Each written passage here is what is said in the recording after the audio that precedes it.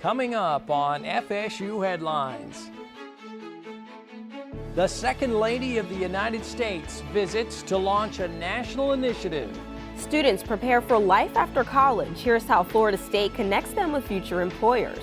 And Opening Night's Art Series connects young listeners with some local lessons. Stay tuned for these stories and more. FSU Headlines starts now. Hello and welcome to another edition of FSU Headlines, coming to you from the beautiful campus of Florida State University in Tallahassee. I'm Dennis Schnitker. And I'm Seshmi Hayes. Art therapy is not arts and crafts. That's the message the Second Lady of the United States recently shared with the world from right here on the Florida State campus. The Second Lady, Karen Pence, was here in October to launch her national initiative called Healing with the Heart. It's all about art therapy. The wife of Vice President Mike Pence chose Florida State because of its nationally acclaimed graduate-level education program in art therapy, proving her point that art therapy is not just arts and crafts. It's an important and effective treatment for a number of physical and mental health issues. Welcome all of you all to Florida State University.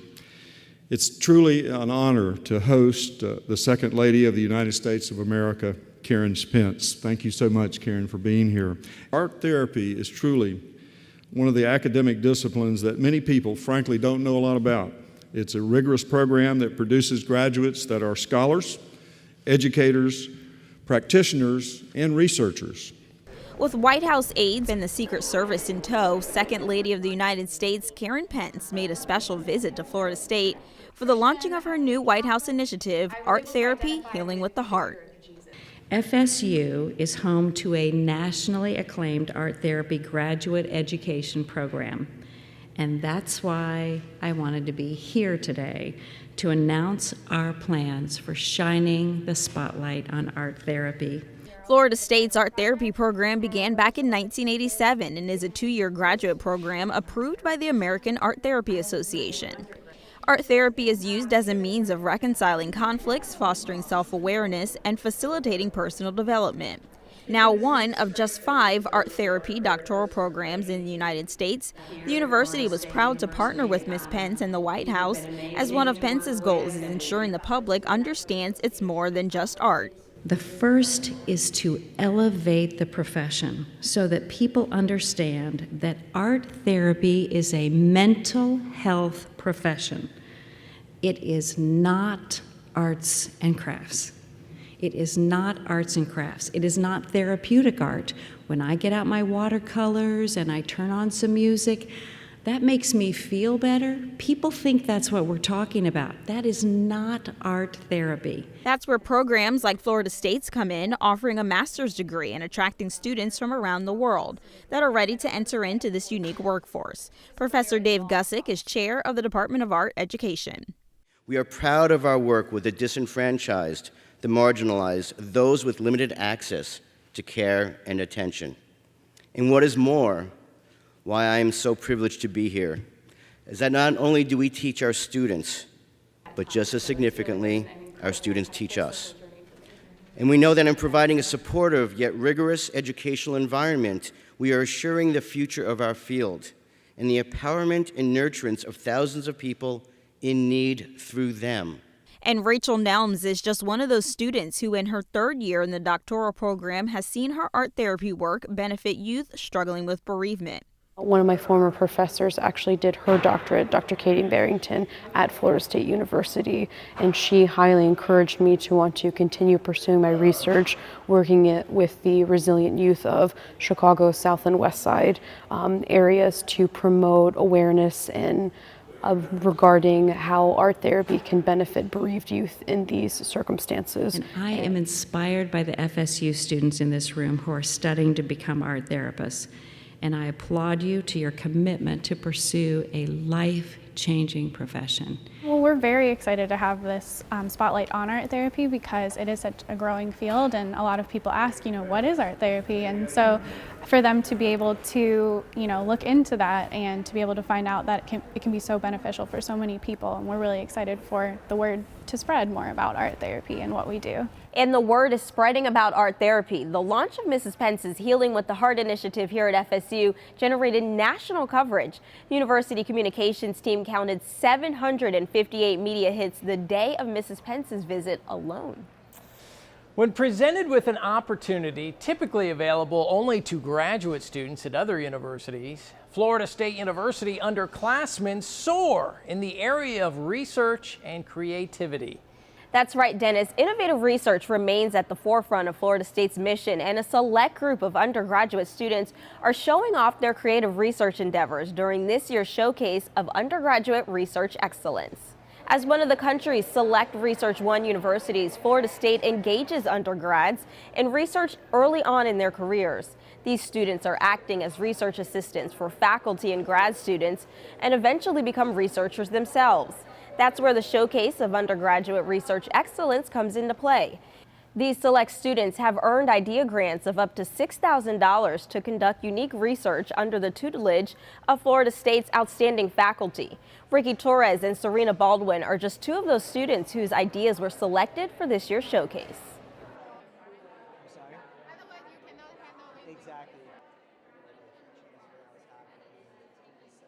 The research I'm conducting is in the polymers for energy storage lab over at the chemical engineering campus. And specifically, I'm working on a way to recover heat by converting it into electricity. And this is very important because as a country, we lose over 60% of all the energy that we create is lost as heat. My research is on something called the Real Food Challenge, which is a national campus food movement that aims to shift 20% or $1 billion of higher education food budgets towards real food. And the categories in real are local, ecologically sound, fair, and humane. Currently at FSU, our food service provider is Sodexo, and they have signed a transparency agreement with the Real Food Challenge, and several Sodexo schools have signed on to that agreement. So I created a manual for the implementation of this movement at Florida State using a social movements theoretical framework. And that manual is informed by interviews with Real Food Challenge national staff, successful campus organizers at colleges and universities across the North and Southeast, and also meetings with Sodexo chefs and sustainability coordinators here on campus. Florida State University is honoring the memory of a public servant while at the same time celebrating a milestone anniversary of the Pepper Institute and the Claude Pepper Center. Here's how Florida State celebrated one man whose namesake still lives on. Claude Pepper was the most effective advocate for older Americans that our nation has ever seen. He not only created social programs, he drew our nation's awareness to the moral imperative of collectively addressing the needs of its oldest members. 4 decades, you've conducted research on aging, the implications it has to society, the terms in terms of the economy, in terms of health care, in terms of family relationships and public policy. It's important work, really is important work, because it affects all of us. It affects all of us, and let's face it, none of us are getting any younger. It is fitting and eminently appropriate that this center has been dedicated to this wonderful representative of the best of what Florida can produce. Maybe we stole it from Alabama for a bit. A man whose influence still continues to affect our people and the lives of hundreds of thousands, particularly of our older citizens, through these turbulent political times where people are struggling to try to come together to overcome hard-held ideological beliefs and find the reasonable center where we can move forward on programs that will make their lives better. The qualities that Claude Pepper represented, the quality for equal treatment of all, of vision, of loyalty, of humanity, and of exemplifying the good taste of associating with people like my wife, I think are the kind of qualities that we need in our public life today.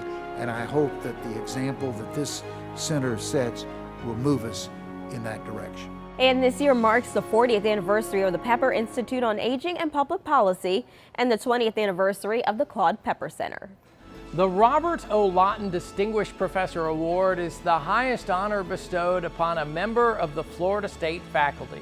Our faculty get lots of awards and honors from different organizations, but this is the most important award that a faculty member can receive here from their colleagues at the university. Find out who this acclaimed scientist is as the Florida State faculty honors one of its own.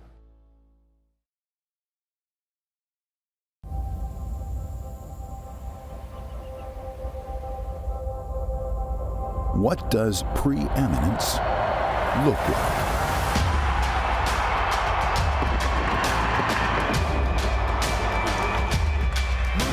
Best Picture.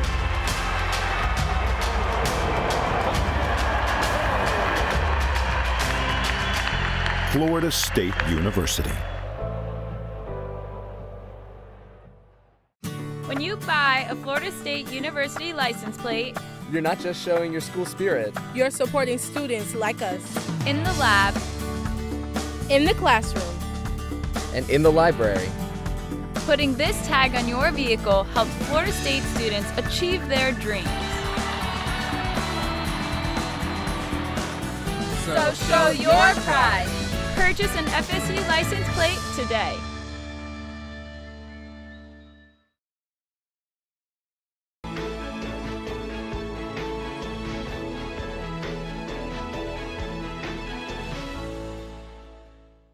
Welcome back to FSU Headlines. I'm Dennis Schnitker. And I'm Seshmi Hayes.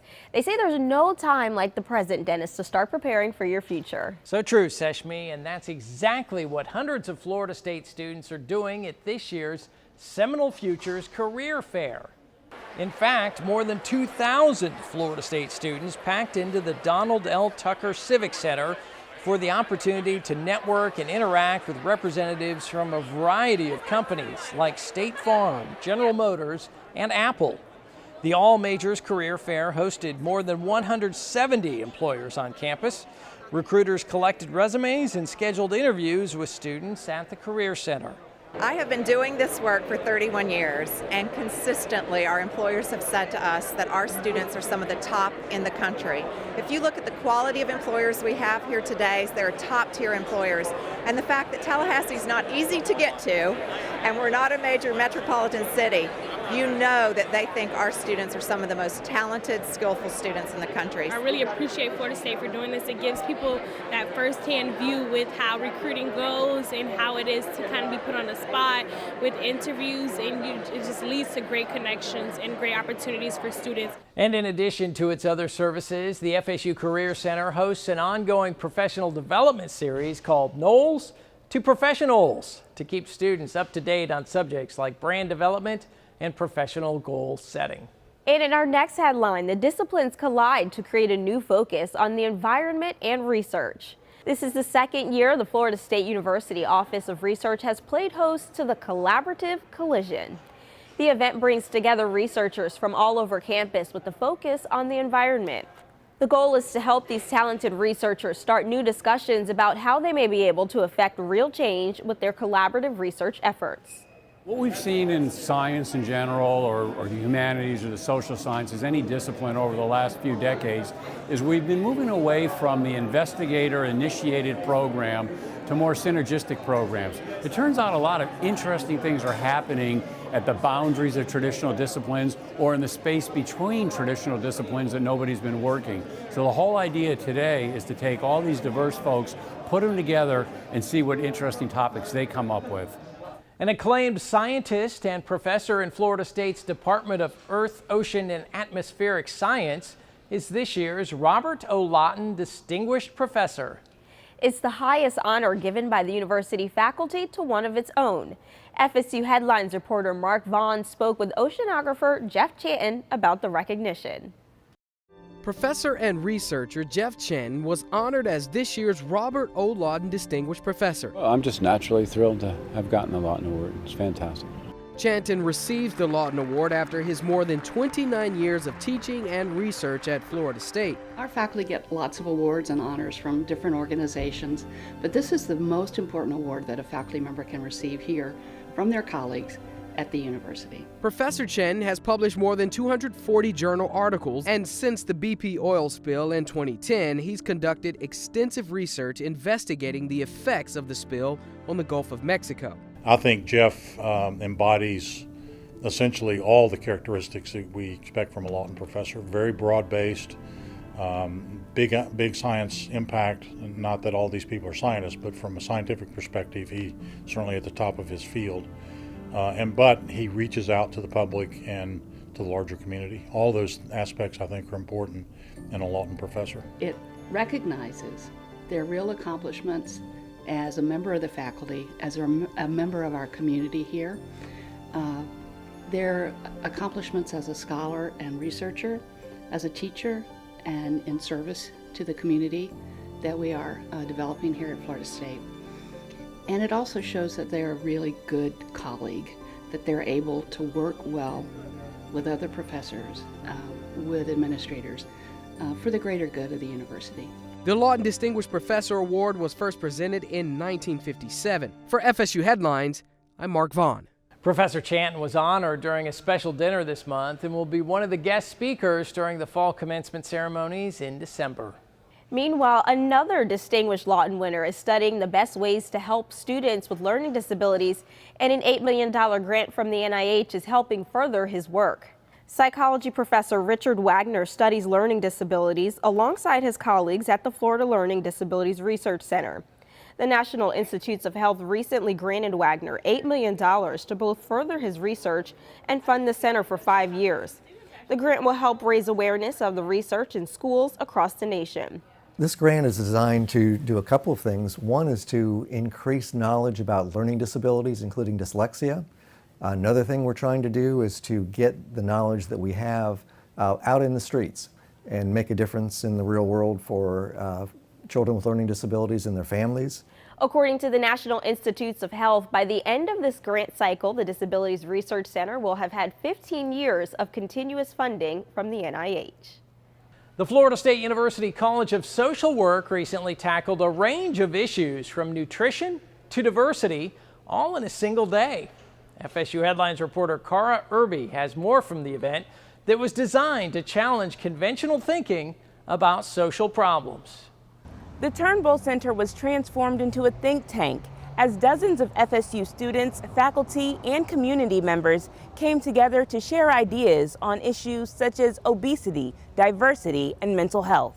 Indeed, making progress in resolving difficult issues in mental health, health and nutrition, and public policies will require the exchange of new ideas, new perspectives, new voices, and a constructive environment in which to engage them. Provost Sally McRory opened up the day-long Critical Thinking Conference, offering greetings to conference attendees and welcoming the day's presenters. Conference creator, social work professor Tomi Gamori, gave participants some suggestions on how best to engage. Seek out the best and fairest-minded of people whose views you disagree with. Listen to them for a while before responding, thinking over what they have to say carefully. Over 400 people registered for the event, which brought experts from across the country to share their perspectives on some controversial topics, like Gary Taubes, investigative science and health journalist who addressed the obesity epidemic. According to the CDC's own data, the diabetes prevalence in America has increased 700%. Okay, since the early 1960s. Imagine if any other disease state had increased by 700%. The kind of uproar, constant uproar we would have. FSU's own Enam Sakina was also a speaker and closed out the event with her talk on diversity. This year, according to the Higher Education Research Institute at UCLA, we recruited one of the most polarized freshman classes in decades.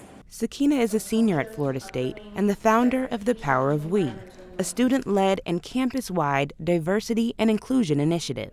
Polarization is, I think, one of the most defining problems our generation will confront. We see a climate that is divisive. As students, it'll be our responsibility moving forward to find a way to confront that in order to be able to achieve our own dreams and ensure that the generations that come after us are able to do the same. That's the only way we can learn, is by critical feedback. I must say that I feel we've had a really important impact. And I think it's a credit to FSU that we are given the opportunity to provide such events for our community. Coming up next on FSU Headlines, we'll see how an FSU alumnus is flying high over Doak Campbell Stadium with the United States Air Force. This is for sure a dream come true. And for me to be able to do my first flyover at an FSU game, it honestly feels like coming home. We'll meet Captain Jeff Entine and hear his story when FSU Headlines continues in a moment.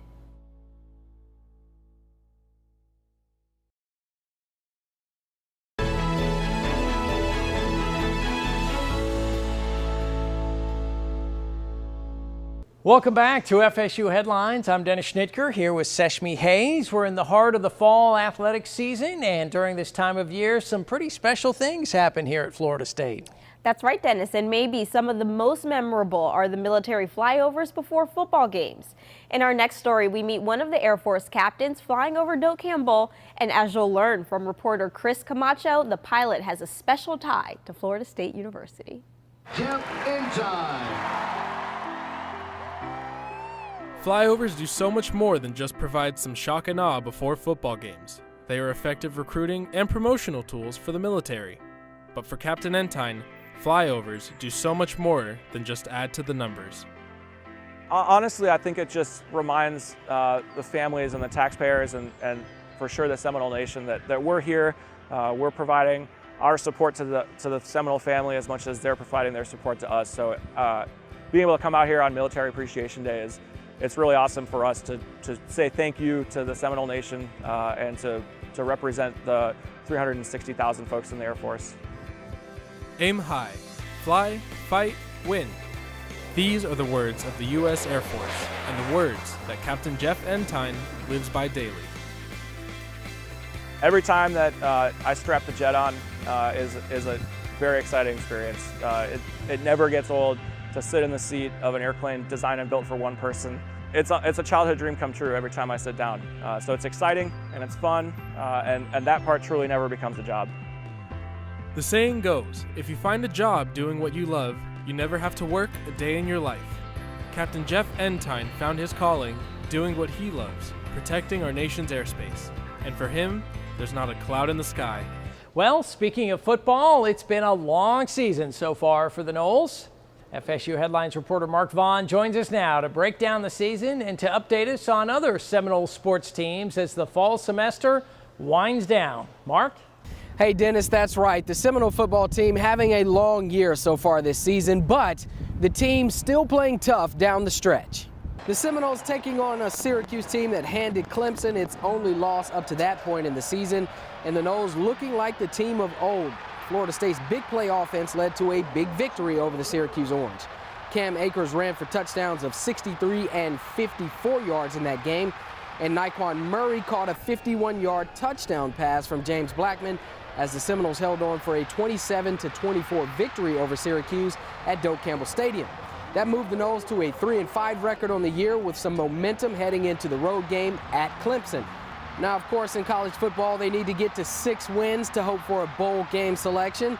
After the Syracuse game, they have games left at Clemson, Delaware State, at Doak Campbell Stadium, on the road at Florida, and now the recently rescheduled game with ULM on December 2nd here in Doak Campbell Stadium. That game rescheduled after the original date of September 9th was canceled due to Hurricane Irma. So still some games left on the docket to play. On to soccer, and the Noles out at the ACC Championships early this year. Not a familiar tune for the Noles after a 2-1 loss to ACC rival North Carolina.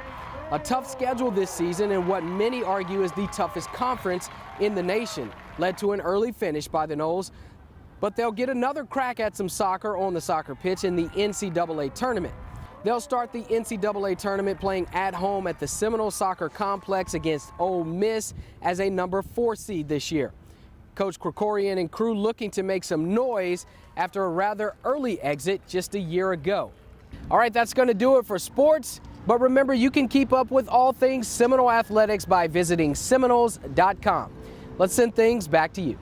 From sports to music, middle school students are getting a front row seat to some stellar musicians thanks to Florida State University's Opening Nights Performing Arts Series. Take a look.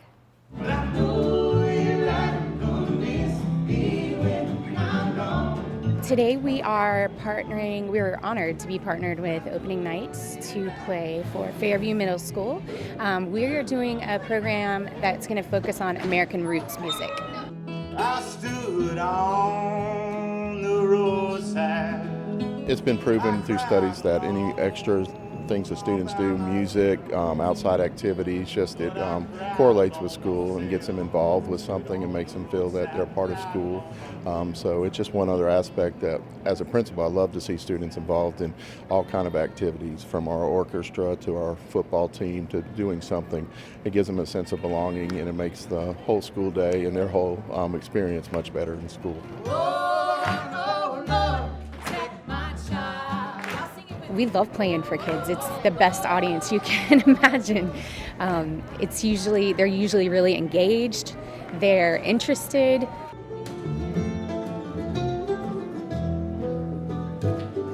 Any partnership where the students can see that what the future holds for them in college, it's great for all of us in the community to have the students doing that, being out here with us. Opening nights, I think, is just such a boon for our community in the arts, particularly. So I think Tallahassee is just really lucky to have a program that branches out to the schools in our community, as well as, just giving performances for anybody to come see. But this coming to the schools is really a special thing. And for more information on opening nights, head to openingnights.fsu.edu. Well, that's going to do it for this edition of FSU Headlines, but you can see more news from Florida State University anytime at news.fsu.edu. It's the official news website of Florida State University, and you can see, hear, and read all the headlines from campus 24 hours a day, 7 days a week. For Dennis and everyone here at Florida State University, I'm Seshmi Hayes. Thanks for joining us, and we'll see you next time.